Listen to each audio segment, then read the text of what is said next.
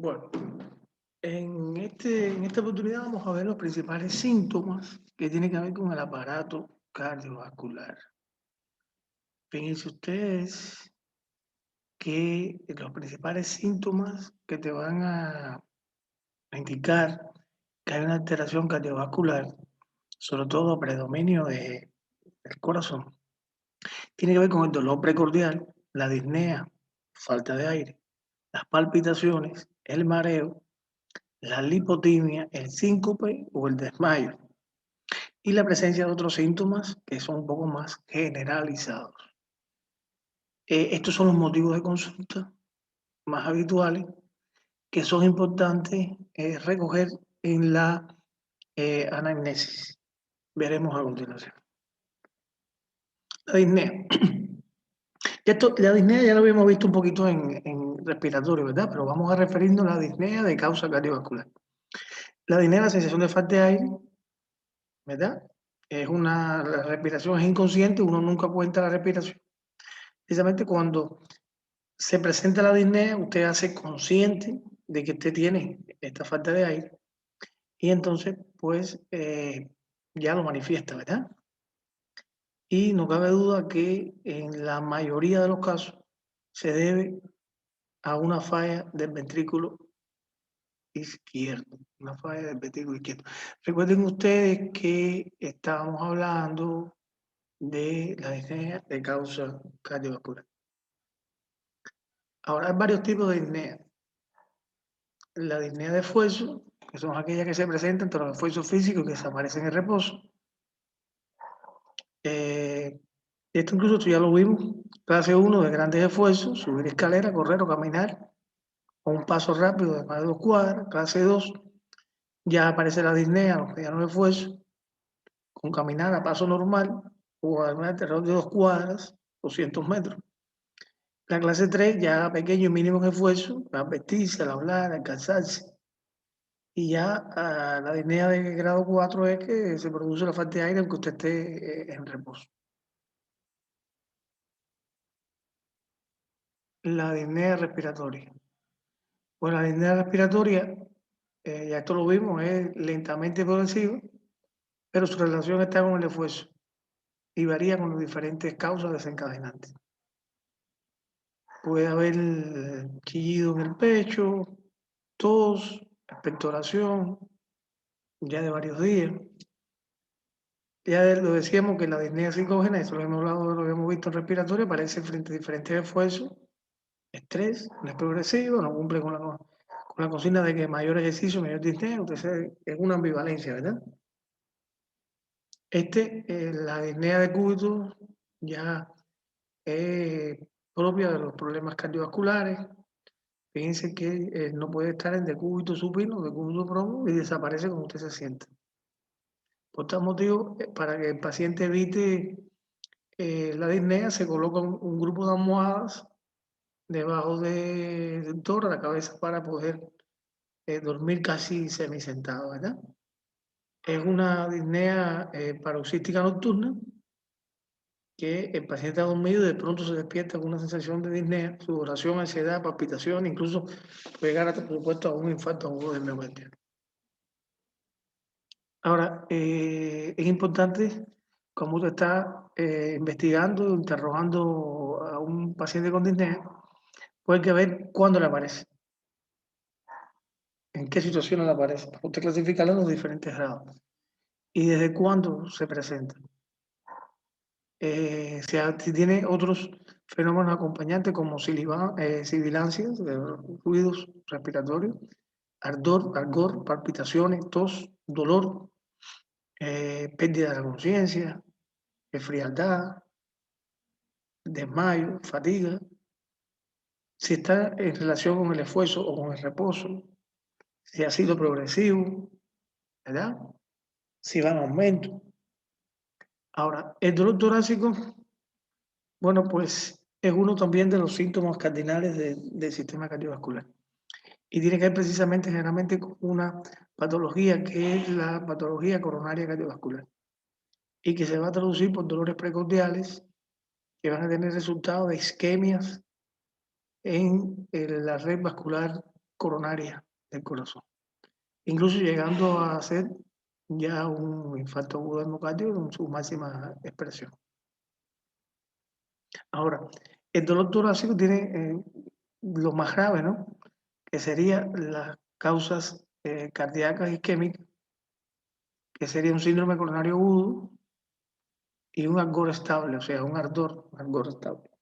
Y eso también puede estar relacionado con el inicio de un infarto agudo del miocardio. También hay otras patologías cardíacas que no son isquémicas, como la pericarditis, los problemas valvulares y las patologías de la aorta, sobre todo la aorta ascendente y el callado de la aorta. Hay también patologías que no son cardiovasculares, que son gastroesofágicas y que producen también un dolor precordial que a veces tiene una similitud como un infarto, que sería el reflujo gastroesofágico, el espasmo esofágico y la úlcera gastroduodenal. Pero no cabe duda que, bueno, pues con problemas cardíacos, bueno, hay hipotensión, hay taquicardia, bradicardia, extrasístole, o sea, con estas cuestiones de acidez, de reflujo, bueno, es diferente. La hernia hiatal también produce la osteocondritis, o sea, la artrosis de la articulación costoesternal, también da un dolor precordial. Y otras lesiones como el tromboembolismo pulmonar, que es grave, el neumotórax, los dolores musculoesqueléticos en esa zona, la crisis de pánico, la crisis de angustia. Y esto es importante hacer todo, porque de esto quizás nadie se muera, pero ya de esto sí. De esto generalmente no se muere, pero de aquí sí. Y aquí mucho más. Entonces hay que lograr hacer un diagnóstico diferencial de las causas del dolor, sobre todo el dolor torácico o precordial. Bueno, no cabe duda que una de las cuestiones más importantes y que precisamente define el funcionamiento cardiovascular es representar en un trazado los cambios eléctricos que se producen debido a el ciclo cardíaco, ¿verdad? Y esto se denomina electrocardiograma, ¿no? Bueno, miren, fíjense, esta onda es una onda P y hay una onda T y un complejo QRS. Entonces, la onda P, que sería el inicio del ciclo, pues entonces tiene que ver con la apertura de las aurículas. El complejo QRS, QRS tiene que ver con la apertura de los ventrículos. Y la onda T es el momento de recuperación para dar inicio a un nuevo latido. Entonces, esto sería, fíjense, miren, ¿verdad?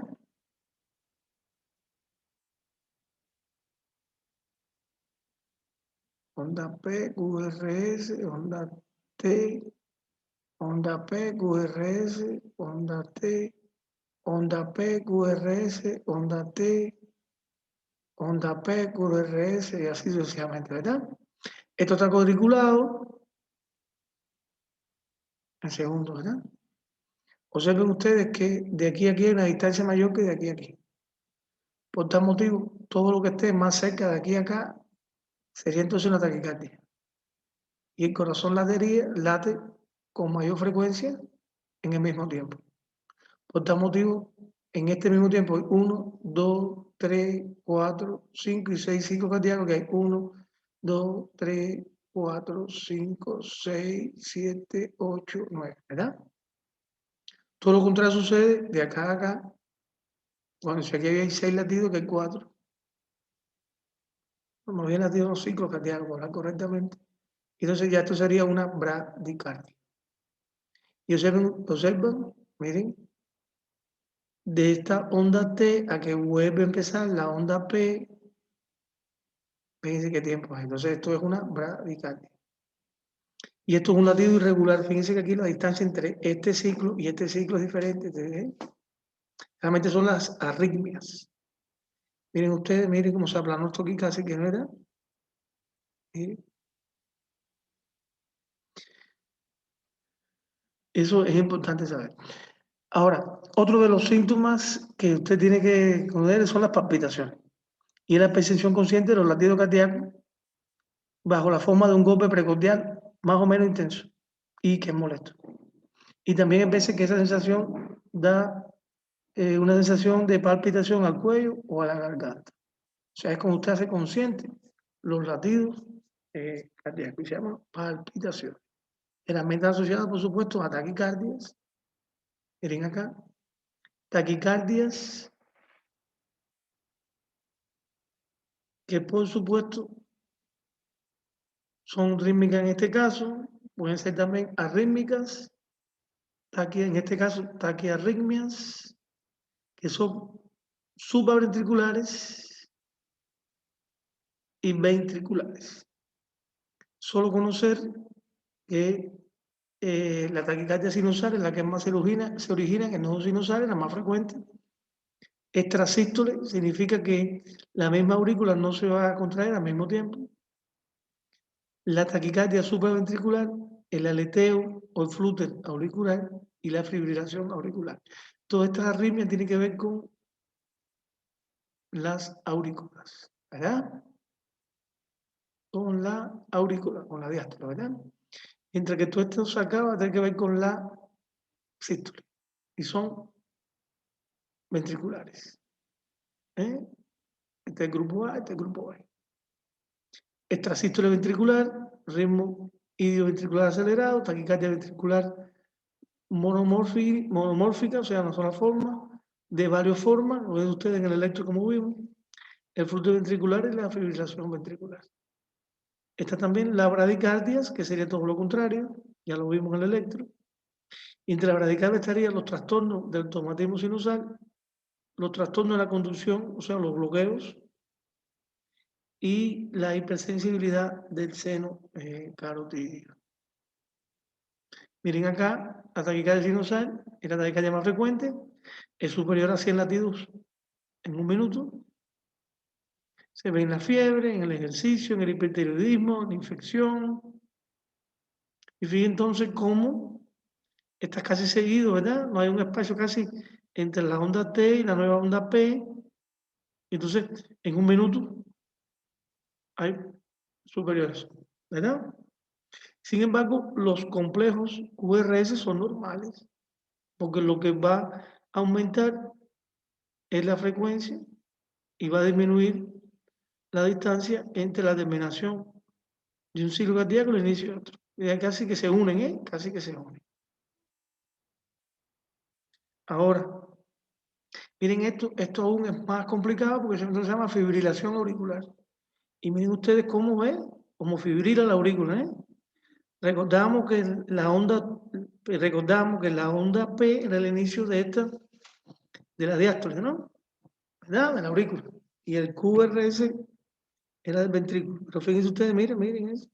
¿Cuántas ondas se producen? Entonces, esto se llama, son descargas débiles, rápidas, desordenadas en las aurículas. Y entonces se mantiene el QRS normal. Y entonces no hay onda P. No hay onda P. Todo TTC no logra porque no se logra concretar la función auricular completamente.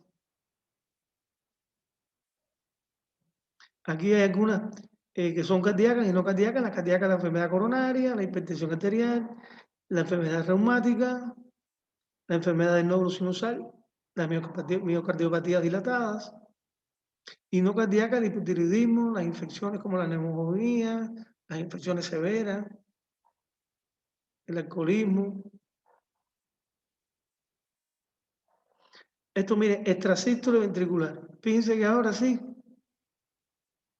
este complejo se altera porque precisamente el complejo QRS, pues entonces hay que estar alterado. Esto está normal, ¿verdad? Una onda P, un QRS, una onda T. Pero miren, aquí hubo un descenso, realmente no tiene por qué, ¿verdad? Esto tiene que ser más agudito, ¿eh? Miren, volvió a la normalidad. Esto que se puso aquí es un extrasístole. Por supuesto, si son extrasístoles aislados, no importa. Pero imagínense ustedes, porque este extrasístole significa que el ventrículo izquierdo no está contrayéndose de forma uniforme. Imagínense ustedes que si hay tres, a ver, aquí hay 3 latidos bien, 1 mal, 2 bien, pero imagínense que sea al revés, que sean 2 así o 3 como este y 1 solo como este. Entonces el corazón se hace insuficiente y hay síntomas, ¿verdad? Miren esta taquicardia ventricular, fíjense cómo se rompió todo, bebé, ¿verdad? Se rompió todo la normalidad de este QRS. Miren, es una taquicardia ventricular. ¿Eh? Eso hay que ponerle antiarrítmico. Hay veces que hay que hacer hasta cardioversión con equipos de alta de otra magnitud de corriente para parar el corazón o volver a echar a andar, lo que se ve en las desfibrilaciones en las películas, producto de estas taquicardias ventriculares. Esta aún es peor, porque esta es una fibrilación auricular. Miren esto. Es imposible, ¿eh? Imposible. Puede morir. Ahora, la bradicardia es todo lo contrario. Miren qué distancia. Sin embargo, es normal, pero muy lento. Generalmente tiene que ver con bloqueos.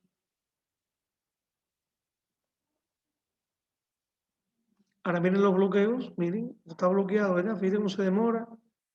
Un latido, terminó, ¿verdad? Vuelve otra vez, ¿verdad? Esto es un latido atrioventricular.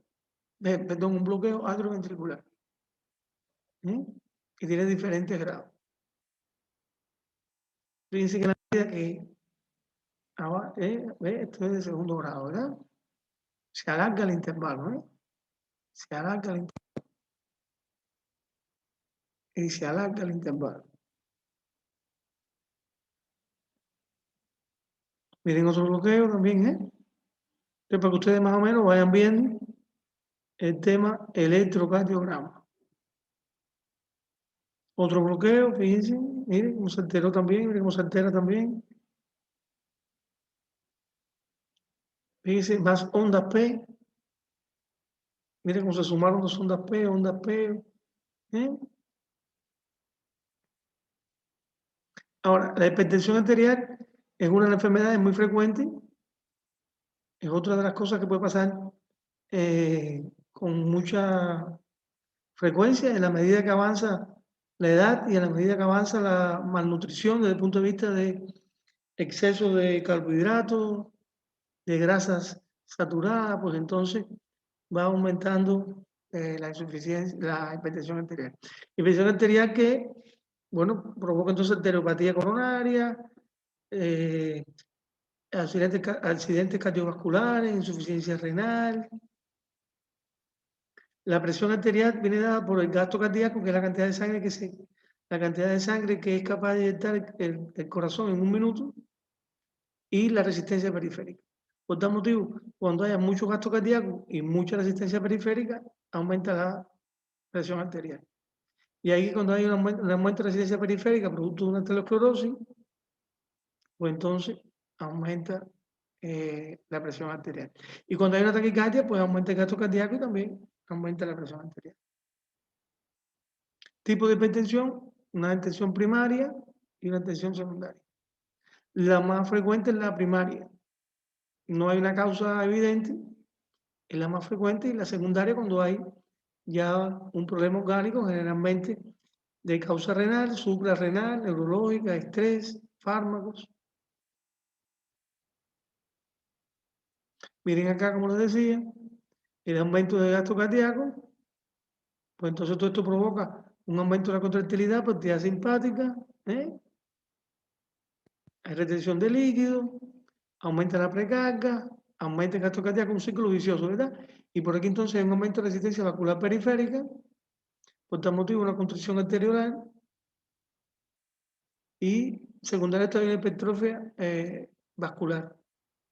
Todo eso da como alteración la hipertensión arterial y se ve en la ingestión excesiva de sodio, de sal, cuestiones genéticas, el estrés, la obesidad, la disfunción endotelial, la inflamación producto de una aumento del colesterol, del triglicérido, un síndrome endocrino metabólico, o sea, múltiples causas de esta hipertensión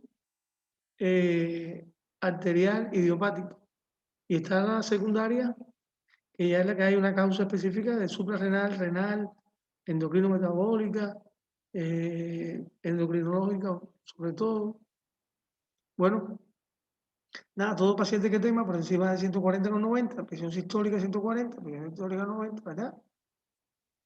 Y entonces, fíjense que ya cuando la sistólica está en 210, ya esto se lleva ya a una crisis hipertensiva, una urgencia hipertensiva. Bueno, generalmente son la idiopática, la más frecuente, nada, es silente, es un hallazgo casual. Y entonces, ya cuando hay síntomas, pues entonces es que está bien elevada, hay sensación de cefalea, sensación de pesadez en la nuca, pérdida de la conciencia puede ser. Y aquí está, ¿verdad? Náuseas, vómitos, mareos, trastorno de la visión, falta de aire.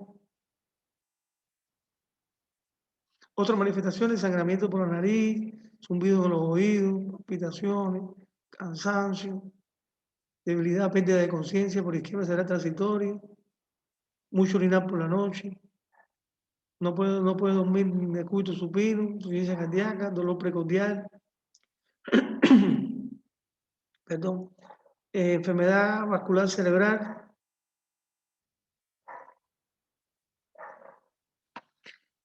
Bueno, es importante estudiar la función renal con la creatinina, la glicemia, el colesterol, el potasio sérico, la urea, ¿verdad? Proteinuria, los electros. Miren cómo se ve un fondo de ojo en una hipertensión crónica.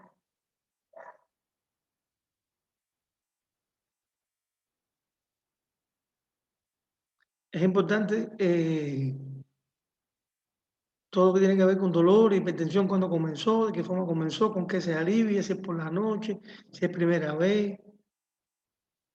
Otro de los motivos de consulta tiene que ver con el edema, el aumento de volumen de los miembros inferiores, sobre todo por la retención de líquido en el tejido celular subcutáneo.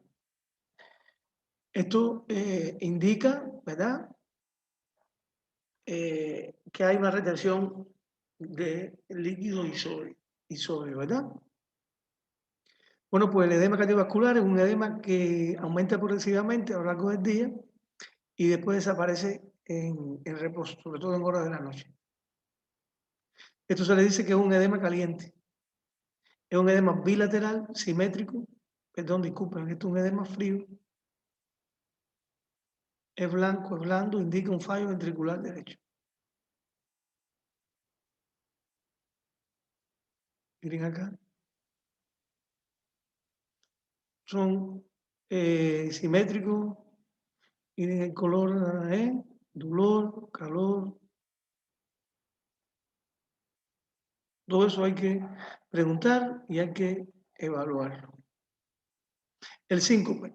El síncope, otro de los síntomas desde el punto de vista cardiovascular, es la pérdida brusca y transitoria de la conciencia, con pérdida de tono muscular y caída del suelo. Generalmente se atribuye a una isquemia cerebral. La hemoptisis, y aunque la vamos a ver un poquito más detalle cuando hablemos, bueno, ya esto lo vimos ya vimos ya la hemoptisis, ¿verdad? Que la hemoptisis desde el punto de vista cardiovascular es de estenosis mitral, aunque hay otras causas de hemoptisis que ustedes vieron ya en el acápite de respiratorio. Ahora, ¿se acuerdan ustedes del latido de la punta? Que cuando se desvía hacia arriba es un derrame pericárdico, cuando se desvía hacia afuera hay dilatación del ventrículo izquierdo, cuando se desvía hacia abajo, hipertrofia del ventrículo derecho, y si hay agrandamiento de ambos ventrículos, pues entonces se desplaza hacia abajo y hacia afuera. Esto hay que saberlo, porque en dependencia donde usted palpe ese latido, pues entonces usted sabe cómo está la situación de estos ventrículos. ¿Qué es el frémito? Bueno, el frémito es la percepción palpatoria de vibraciones anormales en el tórax. Los frémitos es el equivalente en la palpación a los soplos, ¿verdad? Entonces, el frémito de la punta generalmente es diastólico y es de estenosis. El frémito basal derecho es sistólico y de estenosis aórtica. El frémito basal izquierdo es también sistólico, pero de la estenosis pulmonar congénita.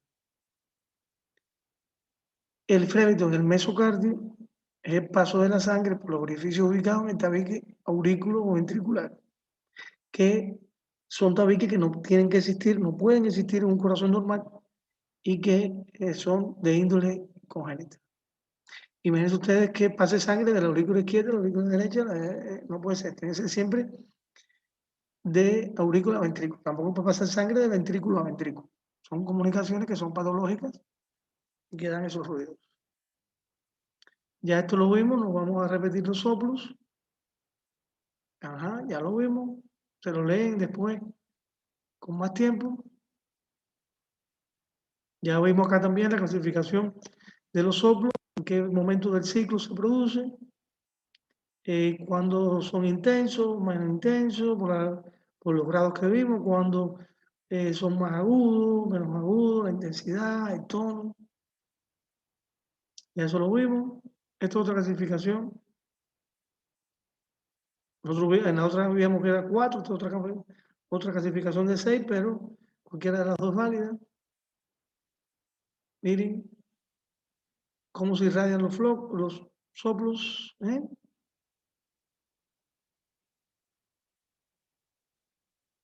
Ya lo vimos también. Ahora, hay otros síntomas como la cianosis. La cianosis es la coloración azulada de piel y mucosa, que es el resultado de una hemoglobina reducida, o sea, con poco oxígeno, mucho CO2 proveniente de los capilares. Y este sería una cianosis periférica, que en las extremidades, en los dedos, en los pies, en las manos, se asocia también a frialdad en estos miembros. Y está la cianosis central, que es la que se produce alrededor de la cara, sobre todo alrededor de la boca. La cianosis central es más puramente desde el punto de vista del corazón y la cianosis distal es puramente del sistema vascular periférico. Está también las uñas en forma de vidrio de reloj y ensanchamiento de falange como palillos de tambor, que tiene que ver con insuficiencia respiratoria, lo habíamos visto, y tiene que estar, por supuesto, también con resultado de un déficit en la oxigenación, ¿verdad? Lo vimos en respiratorio. Estos dos sistemas, respiratorio y cardiovascular, van muy unidos porque hay varios síntomas que pertenecen a causas de ambos sistemas y que se interrelacionan entre sí. Por eso hay que pensar en ambos sistemas cuando hay este tipo de sintomatología.